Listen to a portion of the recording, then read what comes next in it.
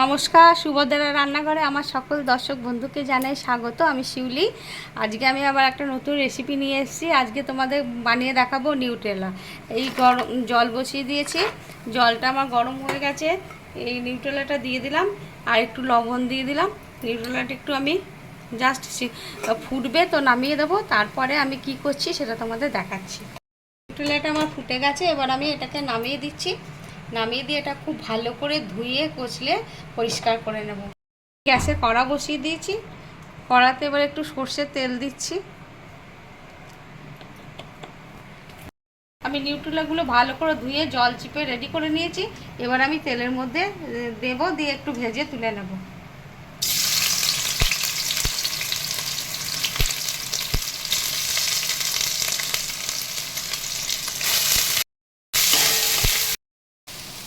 আমার নিউট্রেলাগুলো ভাজা হয়ে গেছে, এবার আমি এগুলোকে উঠিয়ে নিচ্ছি।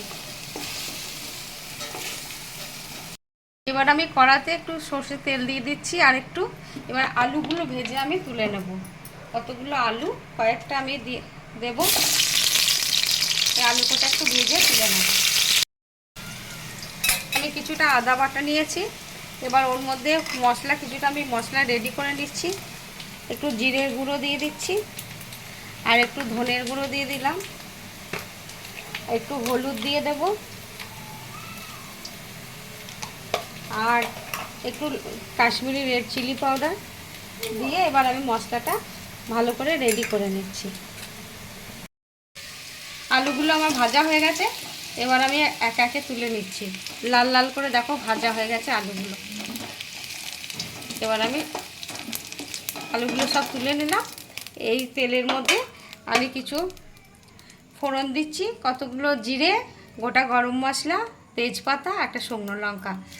গরম মশলার মধ্যে আছে ছোটো এলাচ, লবঙ্গ, দারচিনি। যেহেতু আমার নিরামিষ হবে তো আমি এগুলো ফোড়ন দিলাম। এবার ফোড়নটা কয়েক সেকেন্ড একটু ভাজা ভাজা হলেই, ভাজা ভাজা হয়ে গেছে, সুন্দর গন্ধ বেরোচ্ছে। এবার আমি যে মশলাটা রেডি করে রেখেছিলাম মশলাটা দিয়ে দিলাম। আদা বাটা, জিরে গুঁড়ো, ধনে গুঁড়ো, আদার সাথে কাঁচা লঙ্কা বাটা আছে।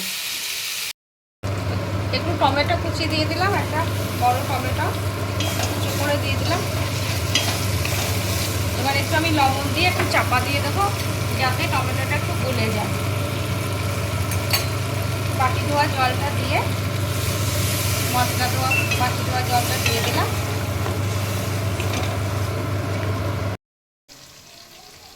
আমার মশলাটা কষানো হয়ে গেছে, তেল ছাড়তে শুরু করে দিয়েছে, তোমরা দেখো। এবারে আমি আলু আর নিউট্রেলাগুলো একসাথে সব দিয়ে দিলাম। এগুলো দিয়ে আমি একটু ভালো করে কষিয়ে নেব।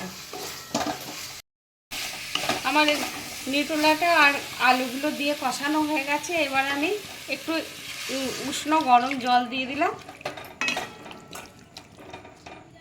এবারে চাপা দিয়ে দেবো। একটু চিনি দিয়ে দিচ্ছি স্বাদ অনুযায়ী। এবারে আমি চাপা দিয়ে দেবো, এটা একটু ফুটবে আস্তে আস্তে। আমার নিউট্রেলা বা সয়াবিনের তরকারি রেডি এবং সার্ভ করে দিয়েছি। তোমরা এভাবে বানাবে, অতি সিম্পল একটা রান্না, সম্পূর্ণ নিরামিষ। এভাবে বানিয়ে একবার খেয়ে দেখবে। রুটি, পরোটা বা ভাত যার সাথেও খাওয়া যাবে, কোনো অসুবিধে নেই।